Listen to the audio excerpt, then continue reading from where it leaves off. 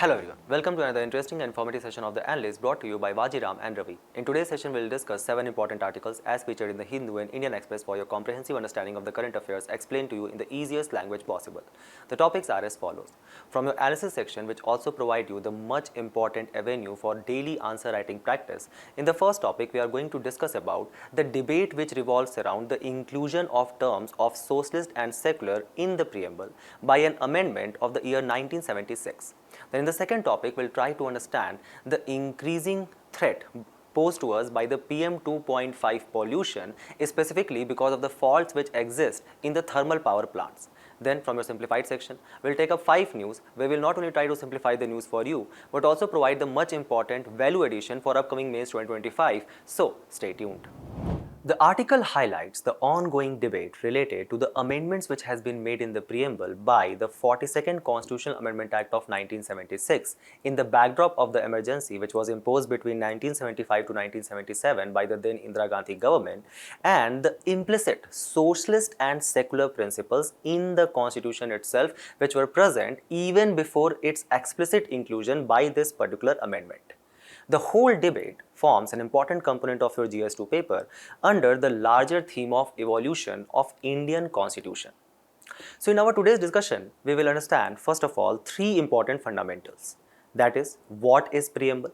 Second, how does preamble look like on 26th of November 1949, that is the date of its adoption, and how does preamble look now after the changes which has been introduced by the 42nd Constitutional Amendment Act of 1976. The backdrop to the preamble is actually the adoption of American Constitution in the Philadelphia Convention of 1787. The American Constitution, which basically followed the American Revolutionary War, which took place from 1775 to 1783, in which 13 North American colonies actually threw the yoke of British imperialism and led to the establishment of the oldest democracy in the world. This American Constitution was the first constitution in the world to begin with the preamble. So the forefathers of our Indian freedom struggle, when they were drafting the constitution, they also adopted the same practice by the adoption of preamble. Preamble, which basically contains the idea and the essence of the larger provisions of the constitution. And thus the eminent political jurist N.A. Palkhiwala basically called it as the identity card of the constitution. Why? Because the preamble lists down 3 important things. First, the nature of our Indian constitution, the certain objectives which shall be envisaged to achieve by the state in the future, and third and most importantly, the source and the authority of the constitution, and that is we the people of India itself. Remember that when this particular preamble was being drafted, it was actually based upon the objective resolution. The objective resolution which was drafted and moved into the Constituent Assembly on a specific date of 13th of December 1946 by none other than the first Prime Minister of our country, that is Sri Jawaharlal Nehru himself, where this objective resolution tended to kind of define the nature of Indian Constitution to be of independent, sovereign and republic. However, that basically sparked a kind of a debate in the Constituent Assembly, and ultimately it was changed to sovereign, democratic and republic. So originally on 26th of November 1949, this was exactly the nature of our Indian Constitution or Indian state, to be being a sovereign, democratic and republic country. What does sovereignty implies? It basically implies that India is neither a dependency nor a dominion of any other state. That basically means that we are completely free to decide upon our own internal as well as external affairs. For example, if there is a UNESCO resolution on, let's say for example, some recent war which is taking place, Iran-Israel war, let's say for example. So India is completely free to abstain from voting and no other country can pressurize us otherwise. Second, we are a democratic country where we basically kind of adopted parliamentary representative kind of democracy, where we basically elect our representatives to be elected in the parliament, where they actually frame the laws which governs the larger society. Third, India is a republic country, where it basically implies that the head of the state, that is president, is indirectly elected by the people, and there is no existence of hereditary monarchy like ancient times of Gupta and Mauryas.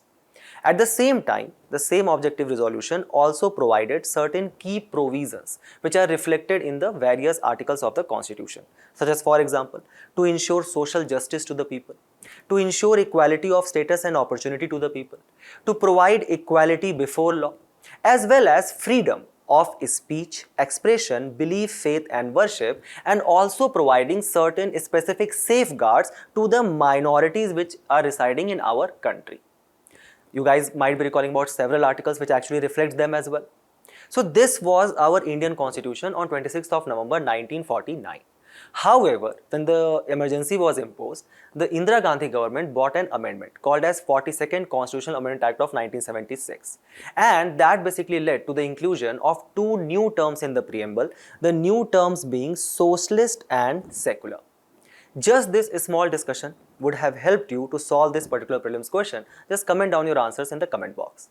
So the idea is that now let's try to ponder upon a question, that when our constitution makers were drafting the constitution and the preamble, did they not actually kind of debated that whether there shall be inclusion of such terms of socialism and secularism in our preamble itself to kind of actually objectify the exact nature of our Indian constitution? The answer is absolutely yes. Let's first try to understand that what does the secularism actually signifies.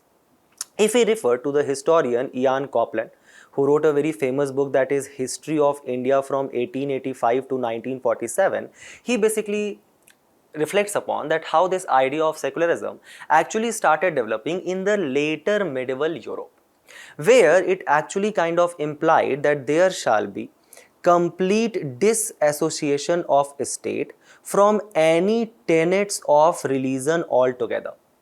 Thus, basically, the state was actually going to be a complete political entity created for the welfare of the people, on the basis of two important pillars. The first was rule of law, as propounded by James Smith.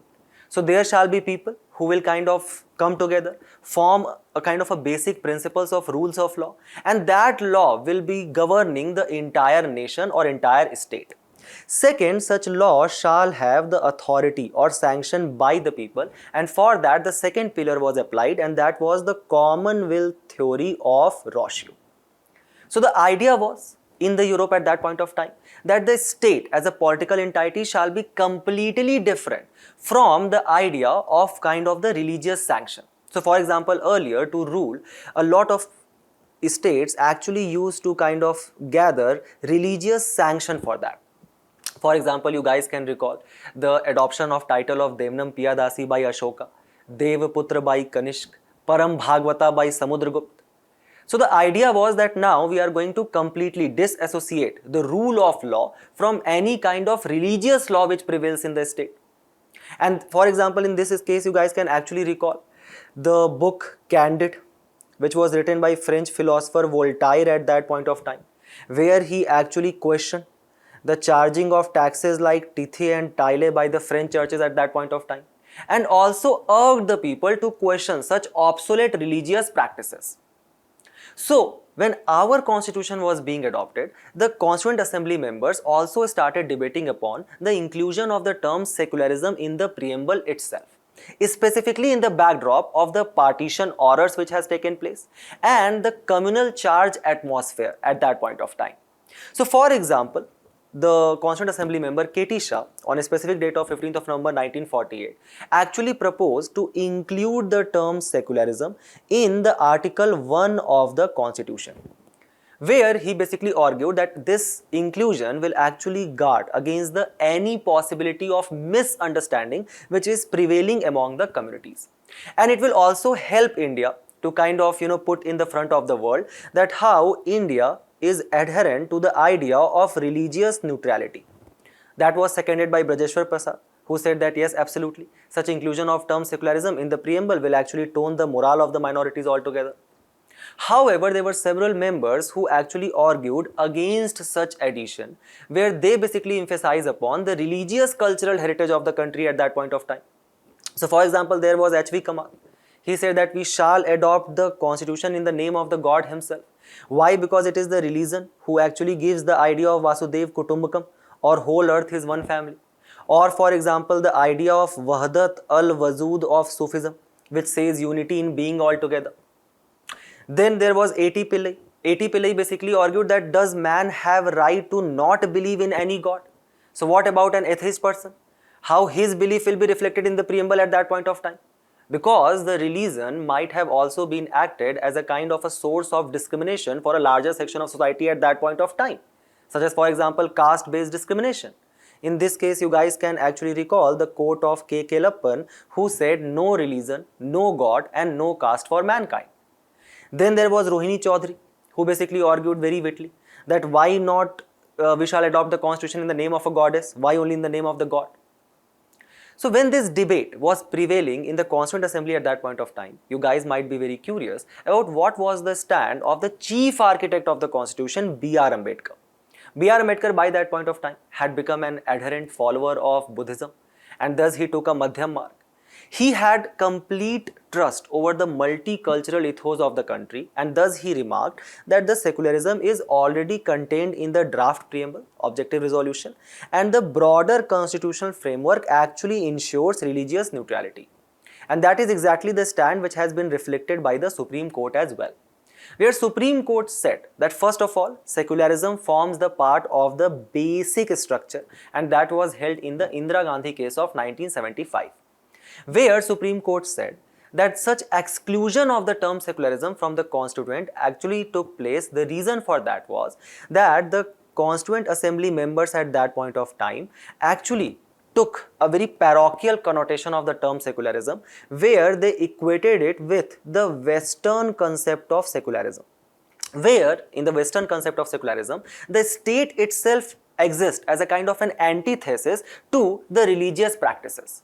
And that is the reason that there was a non-inclusion of secular term, where the state, our country, neither support any religion in particular, nor penalize the practices of any religion. And this practice of secularism forms the basic part of structure, the basic structure doctrine, and that has been upheld in Indira Gandhi case of 1975 as well as S.R. Bommai case of 1994.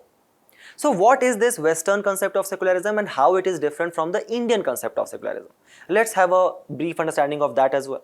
The idea is that secularism in our country means that state is neutral to all religious groups and does not necessarily separate them or does not necessarily promote any particular religion. In Western concept, the state is separate from functioning of all religious institutions and groupings in all manner possible. For example, in our secularism, the essence of secularism lies in forging a positive relationship between the state and religion. So for example, the state actually controls political, economical and financial aspect of religious practices. At the same time, it can also kind of bring social welfare and reforms in religious practices. For example, you guys can recall about the abolition of sati in 1829 by Bengal Regulation 17, or for example, the legalization of widow remarriage, or for example, the Sabrimala judgment of 2018, where it was basically held that the menstruating women can also enter the premises of the temple on the basis of right to equality under Article 14 of the Constitution. In the Indian concept of secularism, the state gives financial aid to religious institutions, and there does not exist uniform civil code even though it has been envisaged under the Article 44, that is the directive principle of state policy. So that is the Indian concept of secularism, which has been also upheld by the Supreme Court as well. And Supreme Court has itself in the judgment has showcased that how such secular principles are imbibed in the provisions of our constitution, such as for example Article 40, which basically provides for right to equality. So it provides for equality before law as well as equal protection of law to all resident. Keep this in mind, not only to the citizen, to all resident. And there shall be no discrimination on the basis of religion, race, caste, sex or place of birth. Article 15 explicitly kind of prohibits the state to perform any kind of discrimination on the basis of religion. Article 25 basically provides for freedom of conscience as well as a freedom to any particular person to profess, propagate and kind of practice any religion of their choice. Then there is Article 26, which basically provides the right to religious denomination, that they can create their own religious institutions and can also control the internal affairs of that as well.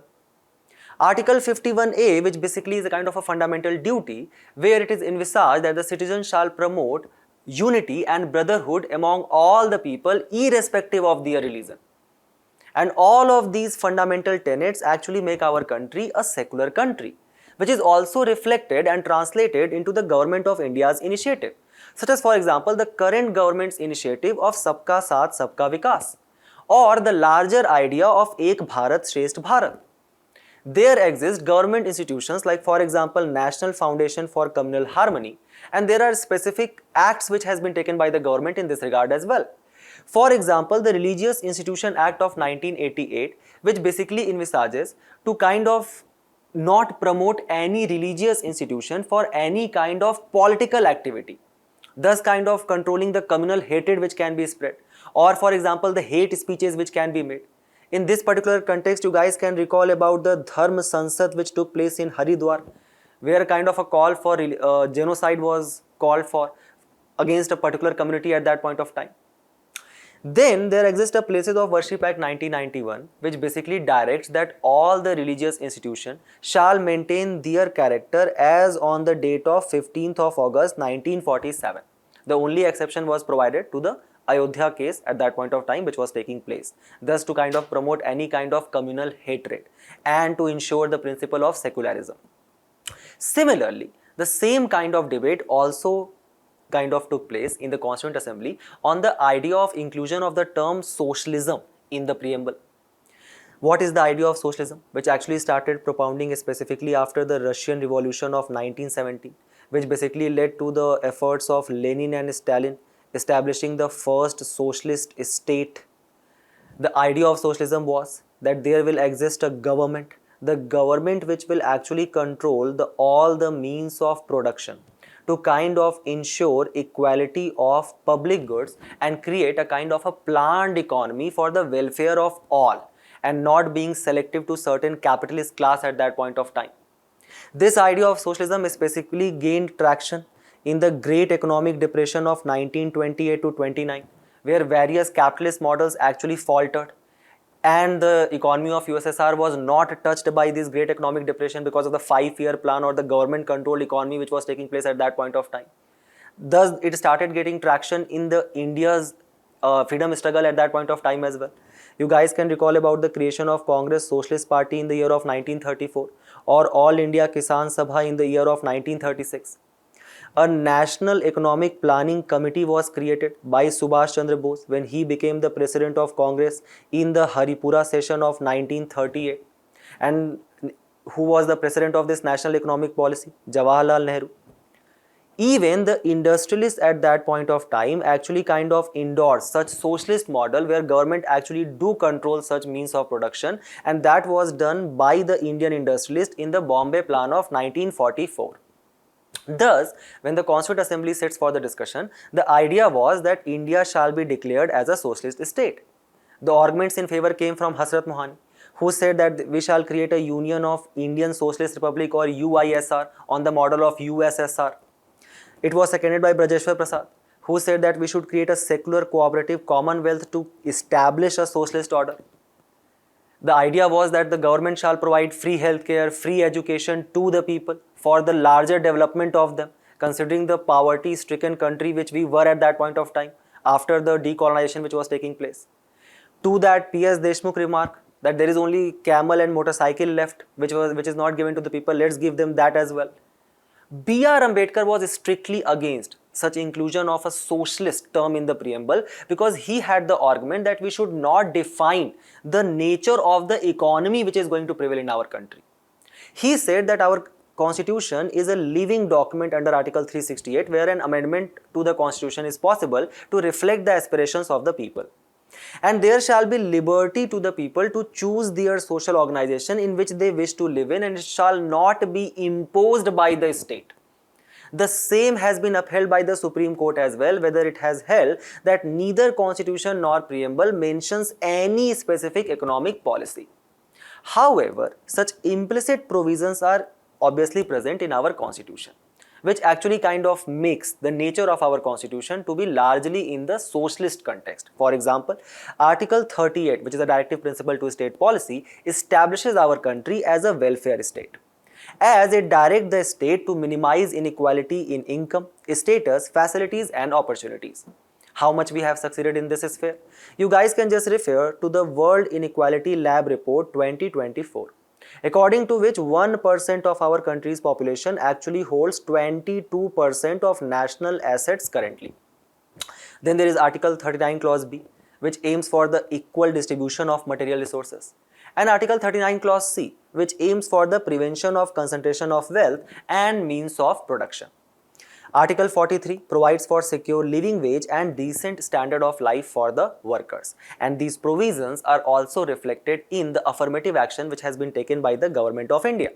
For example, providing subsidized food to almost 2/3 of India's population under the National Food Security Act of 2013, or providing free education from 6 to 14 years of children under the Right to Education Act 2009, where the rights of the laborers and workers were actually protected under the Shram Yogi Mandhan. And then there exists a kind of a national level insurance policy where 5 lakh per family is actually being provided by the government as a kind of an insurance cover under the Ayushman Bharat Yojana.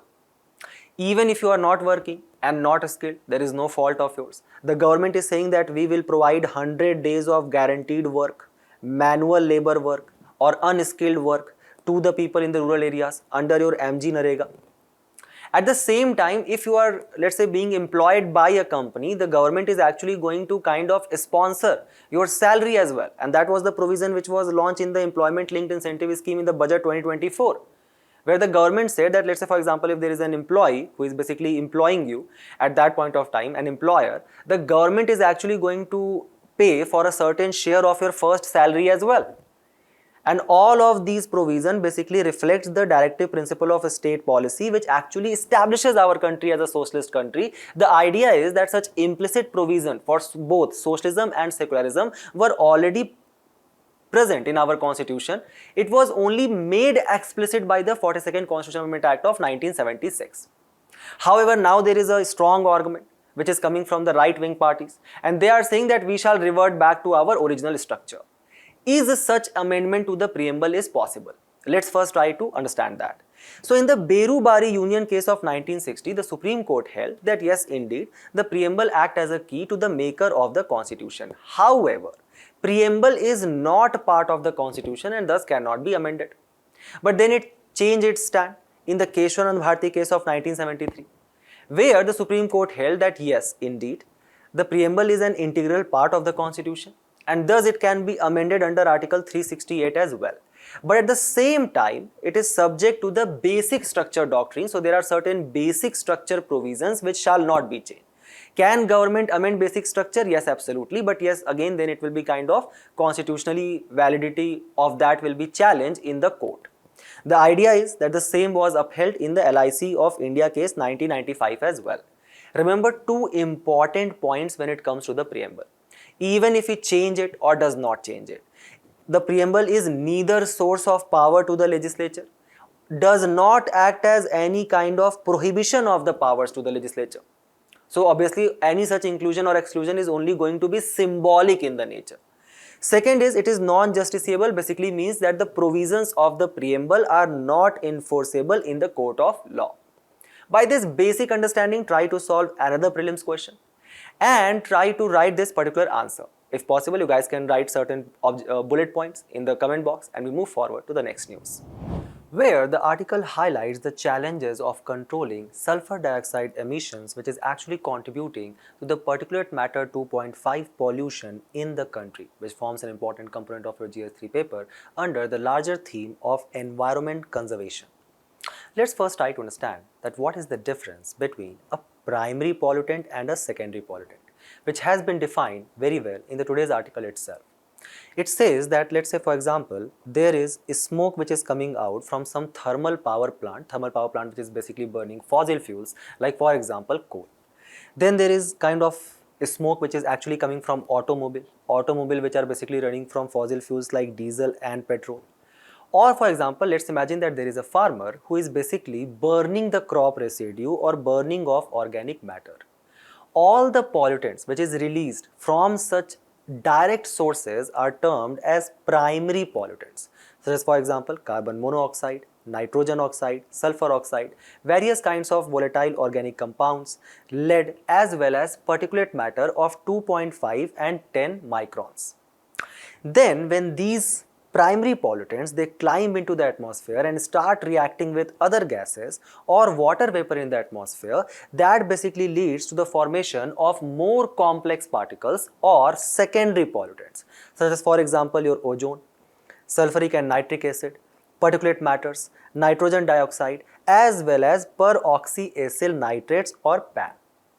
As per in the today's report, the Center for Research on Energy and Clean Air, that is CREA, has provided us several important data, such as, for example, it suggests that how the reaction between sulfur dioxide and ammonia, that is NH3, is actually leads to the formation of 1/3 of the particulate matter 2.5 micron size.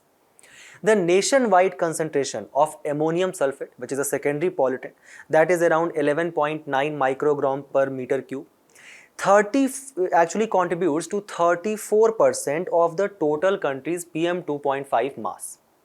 And the major driver of this secondary pollutant, that is ammonium sulfate, is nothing but sulfur dioxide. And 60% of this sulfur dioxide is actually coming from the emission of thermal power plants. So some of you may ask the question that why we have such reliance on thermal power generation. The idea is that we are overtly reliant on thermal power. So if we refer to the data provided to us by the Ministry of Power, as of the month of November 2024, total installed power capacity was around 456 gigawatt, and almost half of that was actually coming from coal-based thermal power plants, which were basically generating 217 gigawatt, comprising of 47% of the total installed capacity, and their contribution in the power generation was around 71%. Why we are so overtly reliant on these thermal power plants? A major reason for that is the kind of the increasing energy consumption demand which we are facing. For example, the use of refrigerators, the use of ACs, the whole TV which you are watching whole day instead of studying, this video which you are watching on YouTube, you might have charged your mobile. All of that is actually have kind of shot up our energy consumption demand.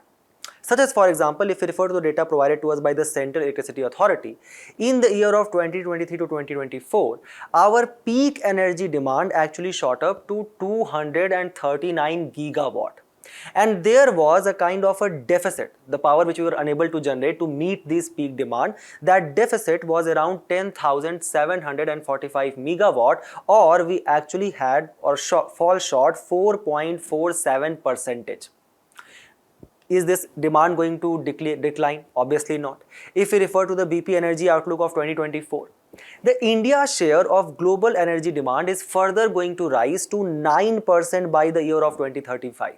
So in the global energy demand, almost 1/10 will be coming from India, 13% from USA, and almost 1/4, 26% from China. Also, the report actually suggests that coal is going to remain the dominant fuel produced in India with 65% share of the total production. The renewable energy is actually going to overtake oil, but that is only going to be the second largest. So some of you will suggest to meet this rising energy demand, why we do not completely switch to the renewable energy altogether. The installation of renewable energy in the short time period is actually facing a lot of challenges as well. For example, to install, let's say, any particular renewable energy project, either solar or hydropower, obviously, first of all, that will have a long gestation period for installation. Then that will obviously have high capital cost. Now this cost is actually further increase. The reason for that is the kind of the property acquisition issues which we face to acquire large area, to actually install such large infrastructure project there. Then we actually require huge investment for the technology upgradation, as well as investment in the research and development to kind of keep up with the changing technologies. To do all of this, don't you think that the production cost of the renewable energy is actually going to be very high in comparison to the cost of production through these traditional sources? That is exactly what has been reflected here as per the Energy and Resource Institute, according to which, if we refer to the cost of solar generation and storage in rupees per kilowatt hour. In the year of 2027, that is going to be 8.2 rupees per kilowatt hour. But if we are producing that energy from coal-based power, it is actually going to be only 6.3. So it is obvious that why power discoms, who are already facing such high debt, why they are actually going to invest in such renewable energy projects, because that is actually going to increase the cost of production of energy itself. And obviously that cost will be transferred to whom? To the customers. So the energy cost will increase itself. And if that happens, the inflation will take place in the economy. That can also act detrimental to our overall economic development. Thus, we are overtly reliant on thermal power plants. And that is basically leading to large scale release of such primary and secondary pollutants in the air, leading to the issue of air pollution. Just look here how Delhi was actually designated as the world's most polluted capital. And India was considered to be third worst air quality out of 134 countries. If we refer to the World Health Organization report of 2024, this air pollution actually leads to 1 out of 9 deaths and 7 million premature deaths worldwide. If we refer to India specific data, India was actually held as third most polluted country globally.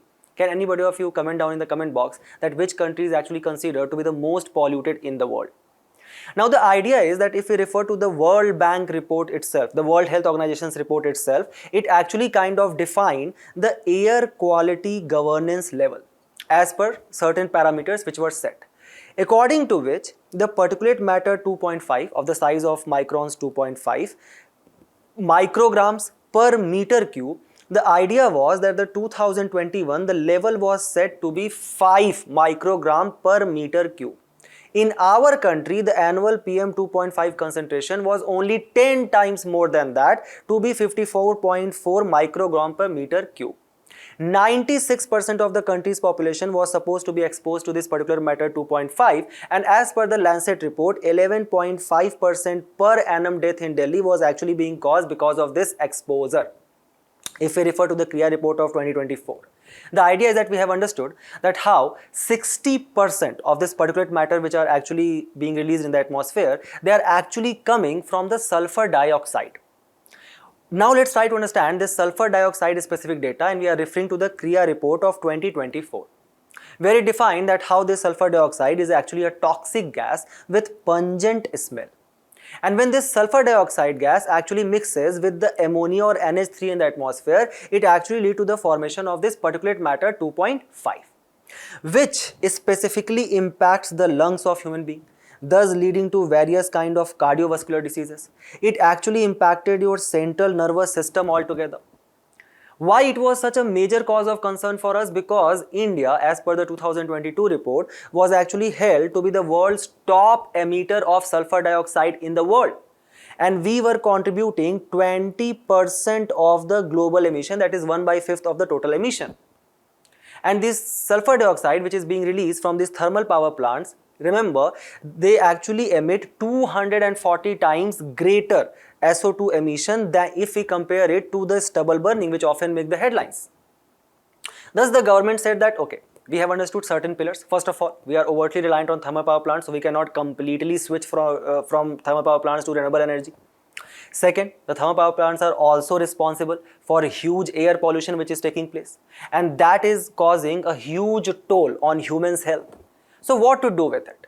So government came up with Thermal Power Plant Policy 2015, where it said that in our country there exist 537 thermal power plants. All of them shall actually install this flue gas desulfurization technique near their exhaust, which is actually supposed to kind of curb down the SO2 emission. How it does that? So let's say for example there is a flue gas. What is a flue gas? Flue gas is basically a gas which is released from fossil fuel, and it basically combines of various particulate matters, pollutants like for example nitrogen oxide, sulfur dioxide, all of that. So when this flue gas enters into this exhaust, so this is exhaust, from exhaust this particular FGD unit has been installed there. When it enters into that, first of all there is a spray area. This spray area is actually kind of throwing water on this particular gas. So obviously the dense matter, they will kind of settle down. When this gas actually comes to this area, here there are certain absorbents like for example limestone slurry, gypsum, oxidizing gas. all of that will eventually help in the absorption of SO2 particles. And thus the gas which will be eventually released from this will be a kind of a clean gas. So as per the CREA report, such flue gas desulfurization unit can actually help in absorption of 95% of the total SO2 particles. The Central Electricity Authority had this assumption that if we compare in our total country, the total SO2 emission which we have per annum in the year of 2023 was around 4,327 kilotons. And the idea was that through this flue gas desulfurization technique, we can actually bring it down to 1547 kiloton. That basically amounts to 64% reduction in the sulfur dioxide emission. Less sulfur dioxide emission, less particulate matter 2.5 emission, less impact on the human's health, less air pollution. That was going to be the idea. Thus, under this TPP policy 2015, the Ministry of Power further categorized these thermal power plant units into three categories.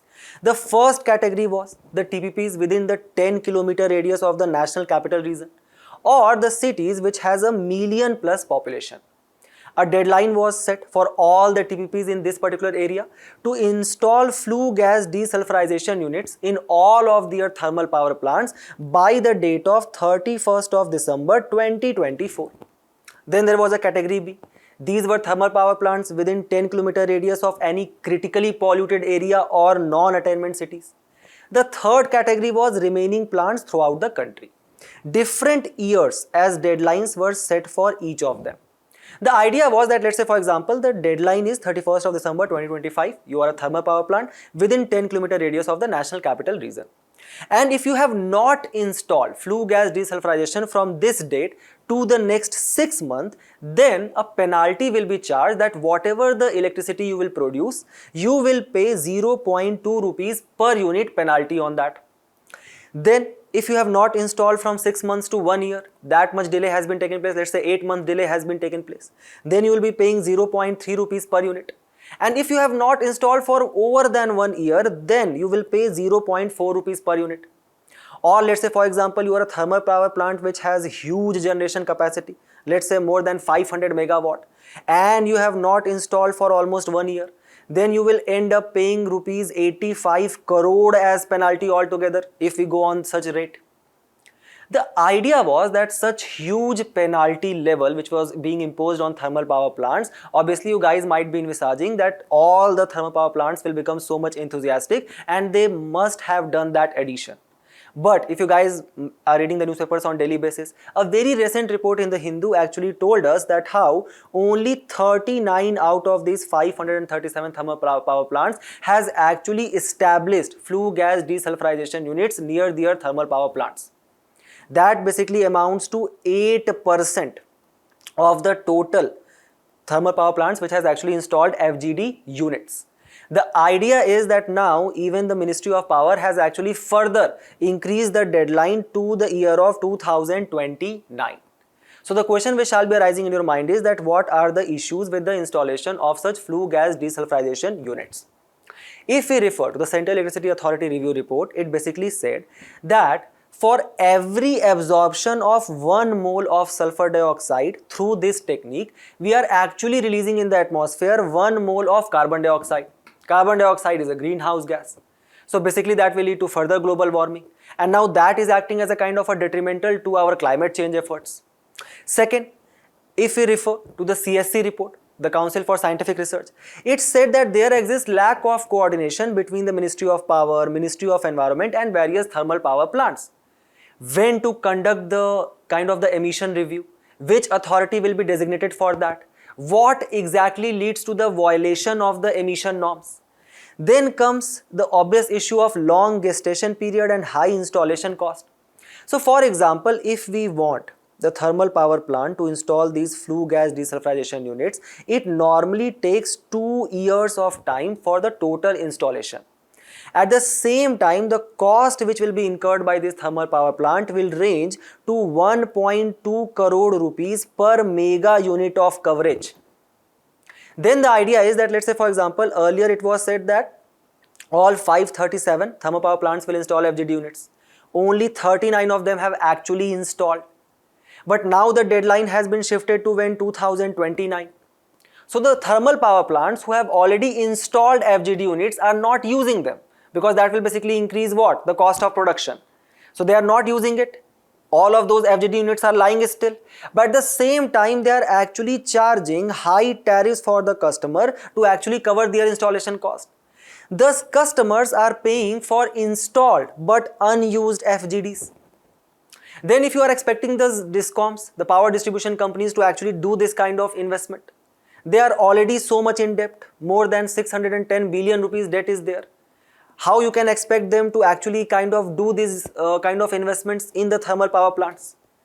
Then there exists no accountability mechanism either on Central Pollution Control Board or State Pollution Control Board, that which particular authority is responsible for the checking of the emission norms, which particular authority will actually inspect these thermal power plants, who will actually kind of gauge the limits which has been set, and whether the kind of the execution of those implementations are being done or not at the grassroots level.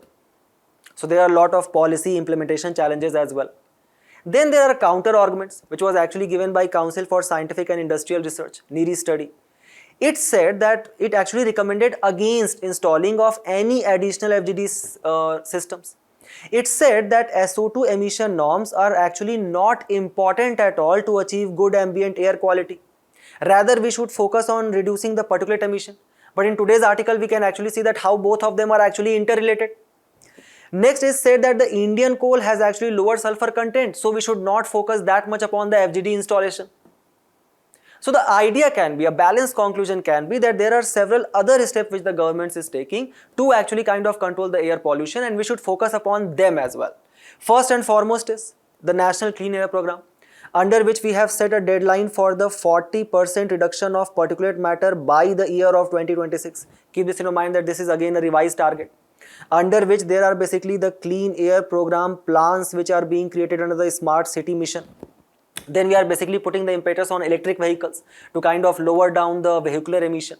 For that, there is your sustainable alternative towards affordable transportation scheme as well as FAME scheme. Then the government has banned the use of pet coke and furnace oil as fuel, specifically in the National Capital Territory, to actually kind of reduce down the crop residue burning which is taking place and the particulate matter which is released from that. The government is also kind of providing technical interventions like provision of happy seeder, through which direct cropping can be done without burning the crop residue. Then let's say, for example, the government is also sensitizing the public altogether under your National Air Quality Index. And the ultimate Panchamrit target which we have set for ourselves, where the idea is to actually have a non-fossil energy capacity of 500 gigawatt by the year of 2030. To cut down the net projected carbon emission by 1 billion ton and actually become a net zero carbon country by the year of 2070. What do you guys think? Is this target achievable or not? Also write down this particular question, and we move forward to the next news, where we are actually going to read about a very interesting topic, and that is the meanness of microplastic. So what is the context of the news? The news basically says that how the microplastics which has found in the beverages packages in glass bottles are actually attributable to the color which is used on the bottle cap instead of the bottle, as per the All India Glass Manufacturers Federation. The idea was that the stated beverages, like for example water, soda, iced tea, etc., which are stored in the glass bottles are used to contain higher plastic content than the glass bottles. So let's try to understand that what is this issue of microplastic. Imagine that, let's say for example, you guys get tired of the rigorous study pattern which you have of almost 2 hours, and after that you need a much desired break, tough day at work. So you basically say that, okay, now I'm going to take a break and I'm going to watch the recently released season of Panchayat. And to further enhance your entertainment, you go out and you buy a packaged chips and a packaged cold drink, both packaged in what? In plastic. And you carry them back home in a plastic bag. And after the use, a single use, you basically end up discarding all of this, and thus congratulations, you have also become a significant contributor in the plastic waste generation. The issue is that this microplastic is non-biodegradable. That basically means that it cannot be easily degraded by the microorganisms. The reason for that is that it is made up of synthetic polymer, which is basically a byproduct of petroleum products like, for example, polypropylene. And thus this plastic contains high tensile strength, high durability, as well as they are non-responsive to any kind of oxidation or ionizing radiation. Thus, with the invention of plastic, the humans, they basically got something which has long degradation time, can be produced at a cheap cost, and thus we basically started using it in any sphere: creation of a spacecraft, creation of biomedical product, creation of various kind of packaging materials, these microplastics and microbeads. How they are specifically defined as micro? So as per the National Institute of Environment and Health Science, the plastic fragments which are smaller than 5 millimeter are actually considered to be microplastics. Are they cause of concern? The answer is yes. If we refer to such problems with single-use plastic items, the data shows that how these plastic bags consumed annually can cover the whole country of France twice over.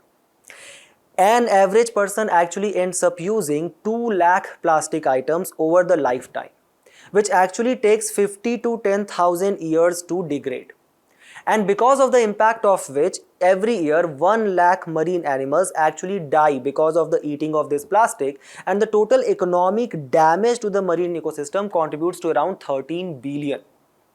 The idea is that India's plastic usage is actually going to rise 4 times by the year of 2050 to almost 160 million tons, just following the China 233 million tons and USA with 165 million tons of uses. Keep this in mind that out of this 160 million tons of plastic which will be using by the year of 2050, almost 128 million ton of that will actually turn into waste, and 69 million ton will actually lead to the aquatic environment, thus further causing this death of aquatic animals, as we can see. What are the other harmful impact? The first and foremost is that many of these companies, they have these misleading advertisements where they actually say that their product is natural and organic. However, the idea is that various such products actually contain such microplastics like, for example, polyethylene, polypropylene, etc.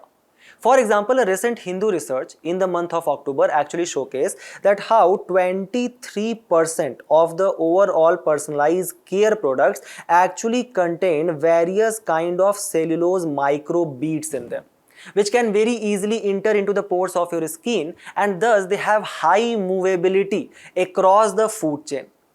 And such misadvertisement by the companies leads to what? Leads to the issue of greenwashing, where they are basically lying that their products are environment friendly. Now some of you will say that, sir, we are only using these personal care products to look good for Instagram for a very short duration of time. We just want to get more likes on Instagram. Why? Because we have total number of 14 followers. 7 of them do not know about my existence. 7 of them do not care about my existence. I want to look good for them. What will go wrong? What will go wrong is the significant detrimental impact which it has on your health. Such movability of these microbeads in your food chain actually leads to various kinds of neurotoxicity. It can also lead to various kind of oxidation stress as well as carcinogenity or causing cancer. Similarly, such bioaccumulation and biomagnification in the animal food chain can also very significantly impact the flora and fauna, as we can see from the data itself.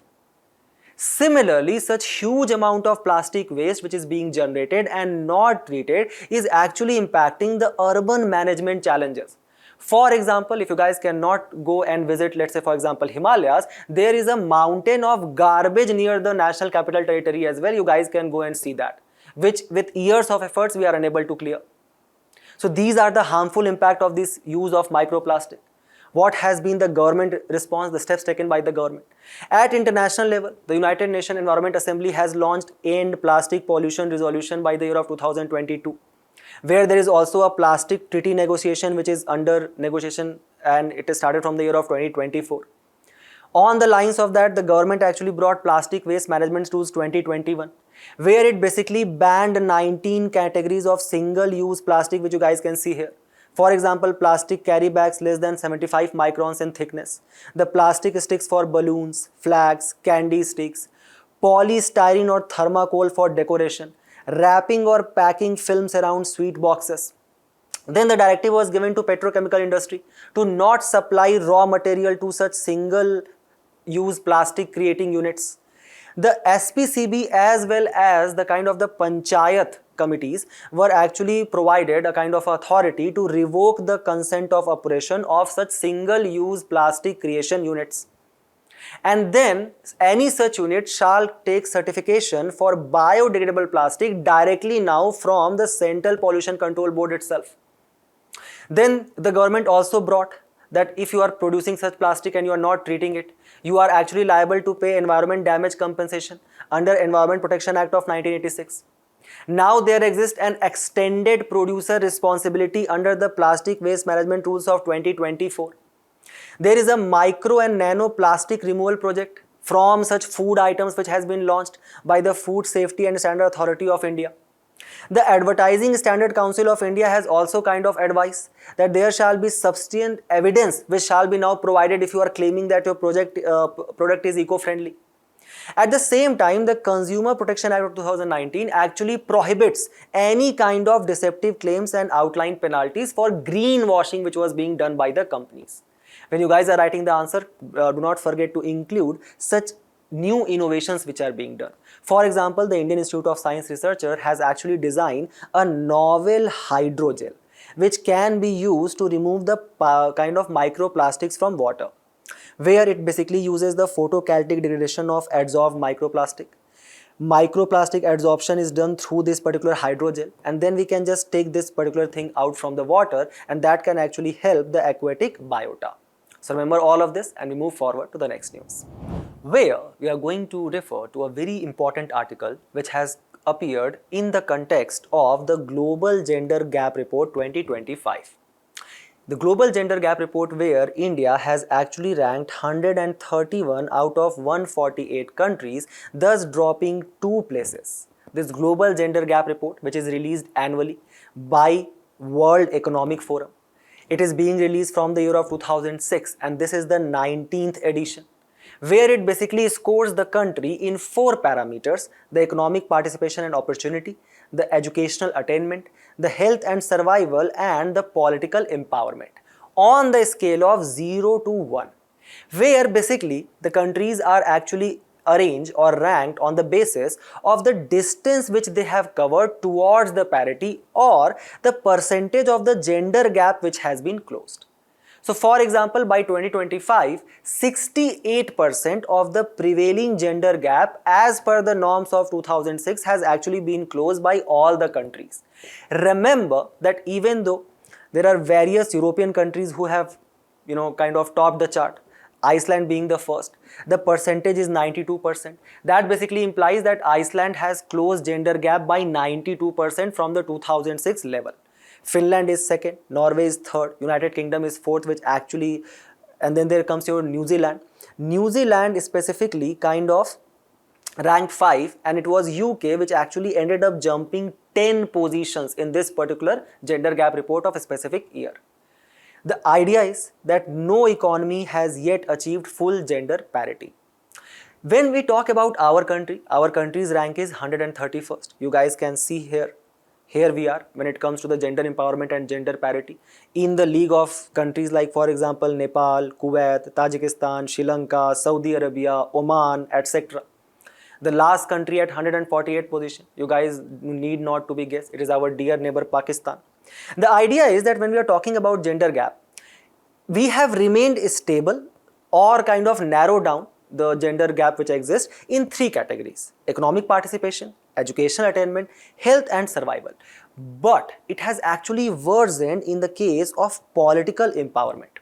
The article says or strongly argues that this is going to change in 2029 when mandatory 33% reservation for women in the state and national legislative assemblies will kick in. So let's try to see how valid is that argument. First of all, before that, let's try to analyze India's performance. So India has increased its gender parity In economic participation, 40% of the gender gap has been closed. The labor force participation of the women still exists at 45%. In educational attainment, 97% gender gap has been closed. But when we talk about in the sphere of politics, the female representation in the parliament actually declined from 14.7% in 2024 to 13.8% in 2025. And at the same time, the share of women at ministerial roles also declined to just being 5.6% in 2025. Now, the article suggests that the situation will change drastically because we have brought a legislation. The legislation for 33% reservation for women in Lok Sabha as well as state legislature. But because it is tied to a new census and delimitation exercise, it can only be implemented from the 2029 general elections. The idea is that the women representation, if we look in the year of 1977, it was a meager 3.4%, increased to 14%, and now it has come down to 13.8% by 2025. The idea is that at the time of the passage of the women reservation legislation in 2023, women only accounted for 9% of MLAs in state assembly. Chhattisgarh had the highest representation, 18% of women MLAs, and it was as low as Himachal Pradesh having one woman MLA and Mizoram had none. Jacking these figures up to at least 33% will actually give a significant boost to India's political empowerment scores, and obviously our ranking in gender gap is kind of assumed to be improved by the year of 2029, but there persist challenges. Challenges is that reservation is valid only for 15 years from its enactment. So it will be able to be enacted only 2 times, 2029 and 2034, and thus the article suggests that it has very short period for any significant gains to be made. Third, MP doesn't translate to ministerial roles. As we can see, we have 13.8% female member of parliaments, but only 5.6% of them are actually having any kind of ministerial roles. Then inadequate drawing of local leaders from panchayat and municipalities. So we already have 1/3 reservation in the municipalities and the panchayat through 73rd and 74th Constitutional Amendment Act of 1992. But these people who are actually working at the grassroots level, these females, they are not translating to the national politics. A major reason for that is the prevailing social stigma and the taboos, the existence of Pradhan Pati culture. A great example of that is the web series of Panchayat itself. The idea is that what can be done, and for that, if such question appears in the mains examination, you guys will quote the suggestions from Empowering Women for Stronger Political Parties, a UNDP report, where it has provided a detailed mechanism in 4 parts. First, in the pre-election period, so what can be done for the candidate recruitment, what can be done for the funding and the campaigning. Like for example, we can establish consensus among the party leadership to promote women's electoral participation. We can actually provide women with skills to raise early money, campaigning and build name recognition. We can also tap into fundraising networks for women candidates such as Emily's List or Wish List. Then what we need to do during the election period. So what can be done campaign period and on the election day. How to build women capacity to campaign and consider twinning or mentoring of first time candidates. How we can ensure that women are trained and included as party agents in polling station. To ensure the monitoring includes a gender perspective and ensures the safety of women as well. Ultimately, what shall be done in the post-election period with the women who are elected? How to provide them with gender equality assessment, develop gender action plan, provide capacity building and strengthening the legislative skills of the elected women. How to promote the participation of women in the policy making of the party, so there shall be inter-party consensus as well. Ultimately, to ensure the formation of cross-party caucuses and support its functioning, sensitizing the party members about the gender equality and the work with the men to kind of decline the social taboos. Remember all of these suggestions from the men's perspective, and we move forward to the next news, where we are going to learn about a significant personality in the news, and the name of the personality is a Jain monk, Acharya Vidyanand Ji Maharaj. The context of the news is that on Saturday, Prime Minister said that how India has introduced to the world the power of non-violence or ahimsa. But it will also not allow any country to meddle with the peace of our country. Right? Basically a kind of a signal which has been given to our dear neighbors. The idea is that our Prime Minister was actually speaking at the centenary celebration of Jain spiritual leader Acharya Vidyanand Ji Maharaj. Just a small backdrop of the proponents of Jainism. The major proponent is considered to be the 24th Tirthankara or the 24th Jain saint, whose name was Vardhaman Mahavir. Remember that Vardhaman Mahavir did not founded Jainism. He was 24th Tirthankara. The first Tirthankara of Jainism is considered to be Rishabhnath. Vardhaman Mahavir, who actually lived from the year of 599 to 525 BC, and thus he was a contemporary of Gautam Buddha as well. He was born at Kundalgram, Vaishali in the Janatrika clan. At the age of 30 years, he basically decided to leave the materialistic world or worldly affairs and thus joined the Neer Granth sect of Parshavnath, who was the 23rd Tirthankara of Jainism, where he started his spiritual journey at Jimbhigram, which was at the bank of Riju Palika river at that point of time.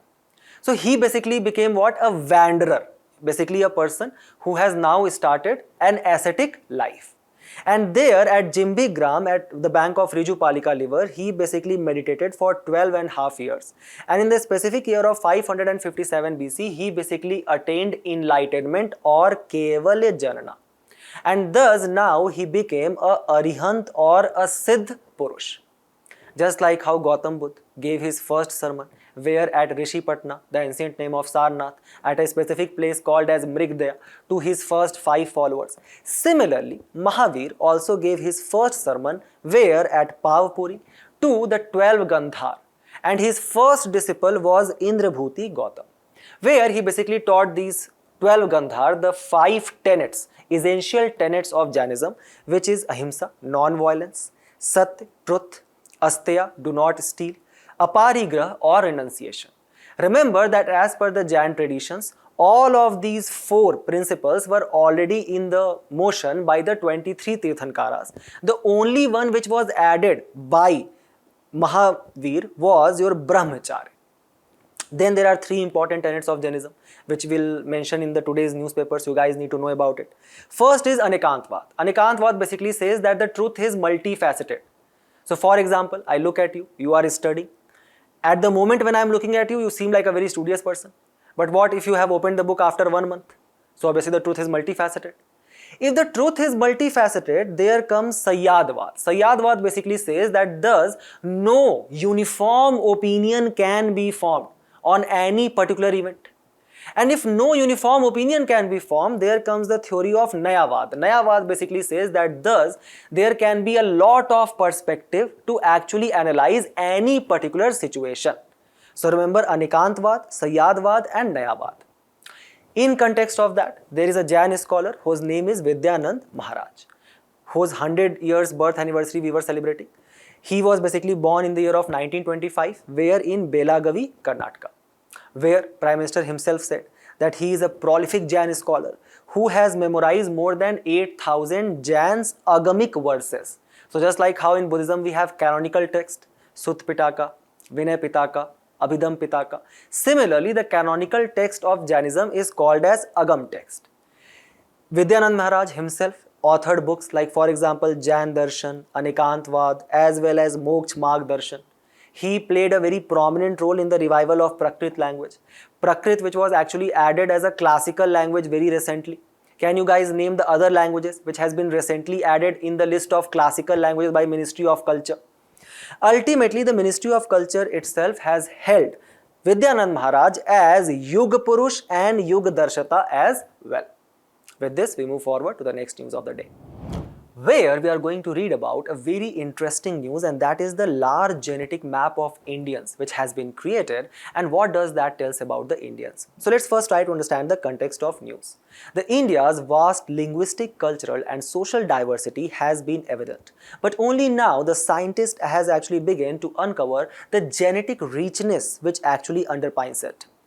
The researchers actually reported that how they have sequenced the genomes of 2,762 Indians from 23 states and UTs.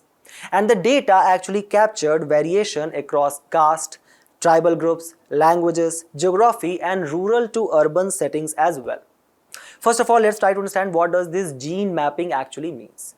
Gene mapping basically refers to the process of determining the specific locations of genes on a chromosome. And this task is integral to understanding the structure of the complete genome, which is essential for studying any genetical diseases as well as individual genetic traits. So for example, look at this cell. This cell is packed in the nucleus of the cell, and that are 23 pairs of chromosomes, which you guys can see here, that represent your unique genotype. A gene is that segment of DNA that basically contains the genetic instruction for making a particular protein. Each such gene is a segment of DNA, and the twisted strands that make up a DNA molecule resembles basically a kind of a spiral staircase. If you guys can recall from the last lecture how we were basically talking about the whole composition of DNA and RNA there. So what does the research tells us? It tells us first of all that Indians actually descend primarily from a single out of Africa migration which might have taken place 50,000 years ago. And from then the three groups has actually come into the emergence. First is ancient ancestral South Indian, which are basically can be said to be the indigenous hunter-gatherers. Second is the Iranian related Neolithic farmers, whose genes basically starts emerging from 4th millennium BC and very specifically related to the herders from the Sarazm in Tajikistan region. And the third group is actually considered to be the European steppe pastoralists, who basically arrived around 2000 BC, and they are related to the people who actually speaks Indo-European language, a kind of an Aryan migration theory. This particular data actually supports that, and the Aryan migration theory which was given by Max Muller, who basically started kind of identifying the resemblance which existed between Latin and Sanskrit. What is the idea? Then when we talk about the East and Northeast India, the East Asian related ancestry actually entered around 520 CE after the Gupta Empire started declining. Then the article specifically talks about an effect called as founder effect, which basically says that because of the intervarna, pratilom and anilom kind of marriages and the intercaste marriages, that has led to the amplification of a small ancestral gene pool, where we can actually say that the Indians are 2 to 9 times more homozygosity or more similar than the European genes. So you guys can actually quote this in the history answers as well, and you guys can also talk it about, let's say for example, when we are talking about the genetic diversity which we have in our country. So for example, the idea is that strict marriages within the community, it increases the shared genes, which actually boosted the chance of recessive disease, like for example dangerous anesthetic reactions. The Indian genomes hold diverse Neanderthal and Denisovan segments, including a chromosome 3 that also raises COVID-19 risk. So because of this kind of the limited genetic diversity which we have, because of the intercaste and intervarna marriages, that has actually made us prone much more to the hereditary diseases. That is what the article is basically implying. Thus, scientists have also called for bigger and more community-focused studies, so precision medicine can be kind of invented with India's immense genetic diversity. Also, see how many of the time the people say that the UPSC, the question which they are designing, they are very uncertain in the nature. See how easy it can become if you guys are focusing on such important articles. For example, like all non-Africans, Indians also carry traces of an ancient interbreeding with other hominids, for example, with Neanderthals or Denisovans. And the segment basically covers up to 1.5% of the genomes in the Indians. Now try to solve this particular question, and we move forward to the last news of the day, which basically talks about the first ever artificial rain which is going to take place in the National Capital Territory, as the trial of the cloud seeding process has been scheduled. The initiative will basically mark a historic step in controlling the urban air pollution, and the aim is to provide Delhiites with clean air. So you guys can also use it in the kind of the air pollution segment which you are covering. What is artificial rain? It is basically the process of precipitation through cloud seeding, where we basically disperse chemicals which were asked in this year's prelims as well, silver iodide and potassium iodide, as well as certain dry ice into the cloud.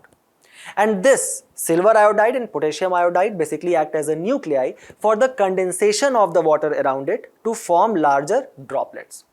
Do not get confused with this cloud seeding and stratospheric aerosol injection. That is a different thing. What we do there, that is basically is a technique which is basically inspired by the volcanic eruption, where sulfur dioxide and other reflective particles are actually injected into the cloud to make it much more reflective, and thus the kind of the sunlight which is falling on those clouds, it will be reflected back, it will not be absorbed by the earth, so the kind of the temperature which we have, that will reduce down, and that will also reduce the smog. And on the line of this discussion, try to solve this particular question as well. Let's see how many of you guys actually got it. And with this, we have reached to the end of our discussion today. Do not forget to attempt the questions at the end of the video and test your knowledge. We will meet in a very interesting discussion very soon. Till then, all the very best for your preparation, and thank you.